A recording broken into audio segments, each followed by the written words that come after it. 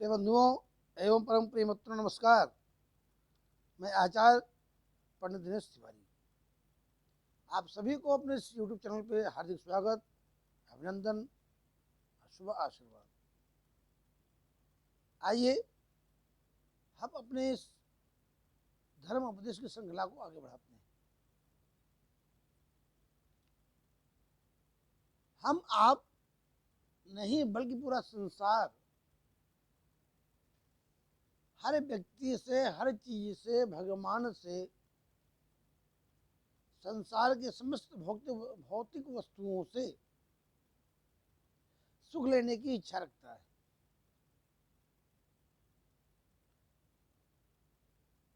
सभी वस्तुओं से, सामाजिक व्यवहार से, घर परिवार से सुख और मान सम्मान की इच्छा रखता है।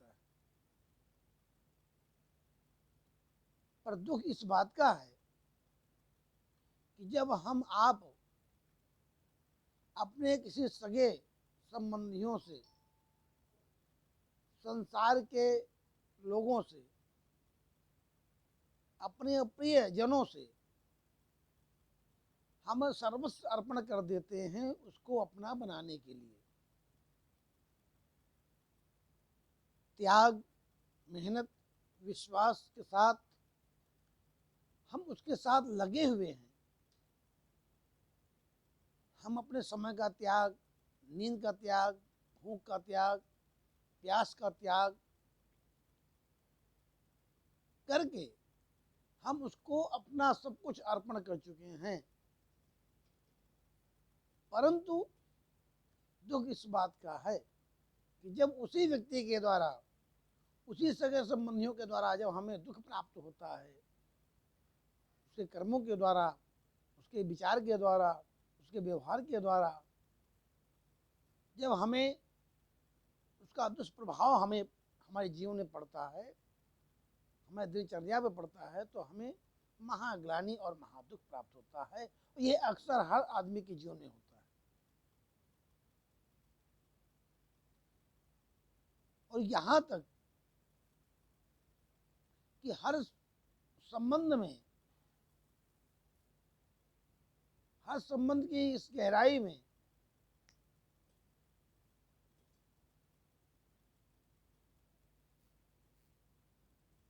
तो हमें दुख इस बात का होता है कि जब हम इन व्यक्तियों से विश्वास करते हुए भी, सर्वस्व अर्पण करते हुए भी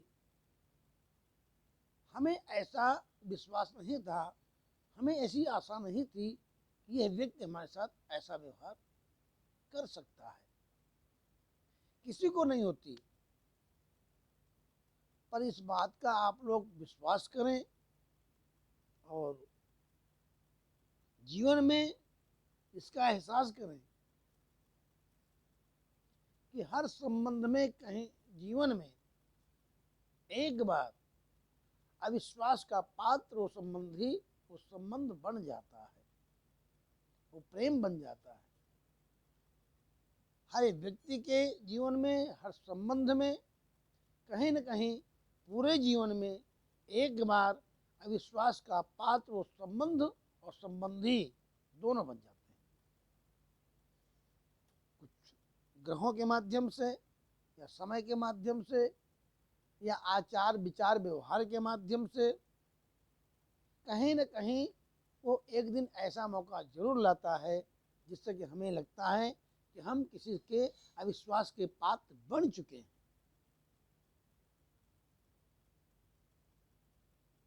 अब हम बात करते हैं एक प्रसंग की। श्रीमद् भागवत महापुराण में एक प्रसंग आता है। पंडित आत्मदेव शर्मा थे, परम विद्वान थे, ब्राह्मण थे, वेदज्ञ थे, दूसरे सूर्य के समान उनकी पदवी थी। उनका ज्ञान था, सूर्य देव उनके इष्ट थे और सूर्य के समान खुद चमकते थे। परम ज्ञानी, परम विद्वान। उनको 2 पुत्र की प्राप्ति हुई।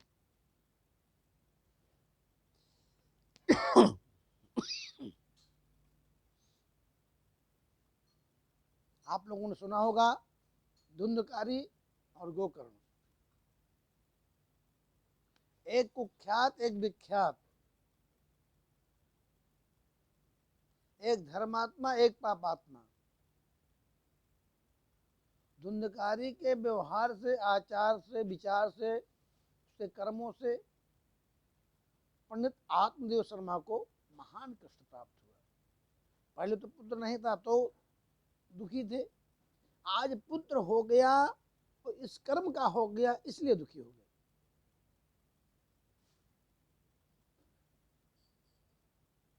कालांतर में धुंधकारी अपने कर्मों के द्वारा उसके नाम से लोग उसको बुरा भला कहने लगे और उसके बुरा भला कहने का प्रभाव पंडित आत्मदेव शर्मा के जीवन पर पड़ा। वो समाज से बहिष्कृत किए जाने लगे और वो खुद दुखी हो गए कि अब मैं क्या करूं। जिस समाज में मेरी इतनी प्रतिष्ठा थी, इतना मान सम्मान था कि लोग मेरी इज्जत करते थे, आज वही समाज के लोग जब हम सामने आते हैं तो हमारे सामने से मुंह घुमा के पीछे हो जाते हैं और बुरा भला सुनाई पड़ता है और उसका प्रभाव हमारे जीवन में पड़ रहा है। अब मैं क्या करूं। दुखी आत्मा। अचानक गोकर्ण जी आ गए, उनके दूसरे पुत्र। इसकी कथा के विस्तार में बहुत लंबा समय लगेगा, पर मैं संक्षेप में आपको बताना चाहूंगा कि गोकर्ण जी ने अपने पिताजी को कहा कि पिताजी मैं आपको एक युक्ति बताता हूं जिससे आपको सुख प्राप्त हो, आपको ये ग्लानि न प्राप्त हो, ये दुख न प्राप्त हो कि हमारे पुत्र के द्वारा हमें ऐसा देखना पड़ रहा, सुनना पड़ रहा है, समाज से, परिवार से। तो मैं आपको एक युक्ति बताता हूं। गोकर्ण जी ने कहा कि पिताजी, न चेन्द्रस्य सुखम किंचन, न चेन्द्रस्य सुखम किंचन, न सुखम चक्रवर्तिना, सुखमस्त विरक्तस्य मुनिरेकांत जीवना। न चेन्द्रस्य सुखम किंचन, हे पिताजी देवराज इंद्र को भी सुख नहीं है। संसार की तो बात छोड़ो, धनी और बहुत बड़े उद्योगपतियों की तो बात छोड़ो, न चेन्द्रस्य सुखम किंचन, बिल्कुल किंचन मात्र भी देवराज इंद्र को सुख नहीं। और न सुखम चक्रवर्ती, ना बड़े बड़े चक्रवर्ती राजाओं को भी सुख नहीं। सुख कहाँ है? सुख मस्ति विरक्त।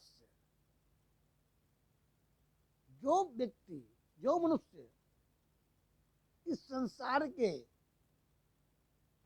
आर्थिक, भौतिक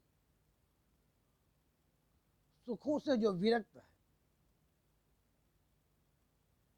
मुनिरेकांत, भगवान के चरणों का जो जिसे अनुराग प्राप्त हो गया है, जो भगवान की भक्ति जिसके हृदय में विराजमान है,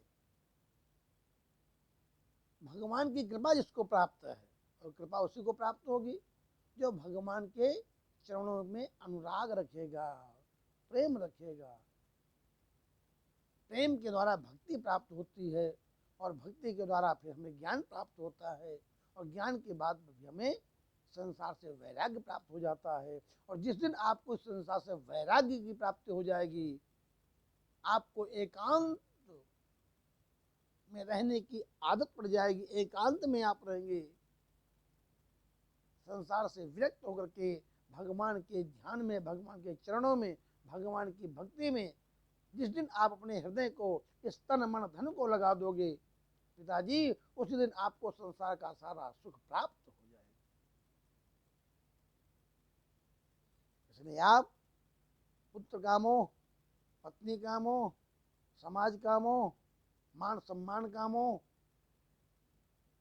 समस्त इन भौतिक वस्तुओं को त्याग करके, भौतिक सुख को त्याग करके आप केवल एकांत में हरि भजन करें, भगवान श्री हरि के चरणों का ध्यान करें, आपको संसार का सुख प्राप्त हो जाएगा और अंत में भगवान की प्राप्ति हो जाएगी, आपका जीवन धन्य हो जाएगा।